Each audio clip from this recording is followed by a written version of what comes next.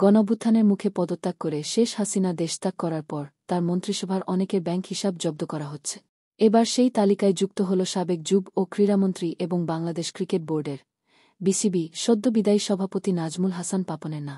পাপন এবং তার স্ত্রী রোকসানা হোসেন ও তাদের সন্তানের মালিকানাধীন ব্যবসা প্রতিষ্ঠানের ব্যাংক হিসাব স্থগিত করা হয়েছে। তাদের কোনো লকার সুবিধা থাকলে সেগুলোও স্থগিত থাকবে। গত বৃহস্পতিবার বাংলাদেশ ব্যাংকের আর্থিক গোয়েন্দা বিভাগ Bangladesh financial intelligence unit BFIU দেশের ব্যাংক ও আর্থিক প্রতিষ্ঠানগুলোর কাছে এ সংক্রান্ত চিঠি পাঠিয়েছে।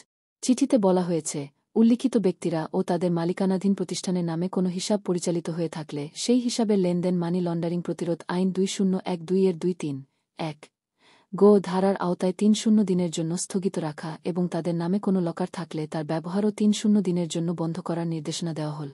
ছাত্রজনতার আন্দোলনের মুখে গত 5 আগস্ট শেখ হাসিনা সরকারে পতন হওয়ার পর শান্তিতে নোবেলজয়ী ডে. মুহাম্মদ ইউনূসের নেতৃত্বে দেশে অন্তর্বর্তী সরকার গঠিত হয়।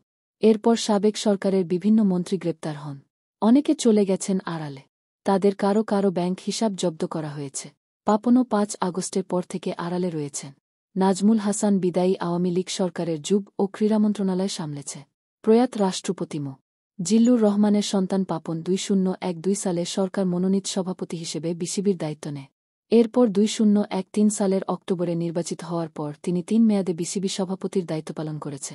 আগামী বছরের অক্টোবরে শেষ হওয়ার কথা ছিল পাপনের পরিচালনা পর্ষদের মেয়াদ। কিন্তু অন্তর্বর্তী সরকার দায়িত্ব নেওয়ার পর গত বুধবার বিসিবির সভাপতির পদ থেকে তিনি সরে দাঁড়া। পাপন পদত্যাগপত্র গৃহীত হওয়ার পর নতুন সভাপতি হয়েছেন জাতীয় দলের সাবেক অধিনায়ক ও সাবেক প্রধান নির্বাচক ফারুক আহমেদ। এর মাধ্যমে দীর্ঘ 1 যুগ পর বিসিবিতে শেষ হয় পাপনতা।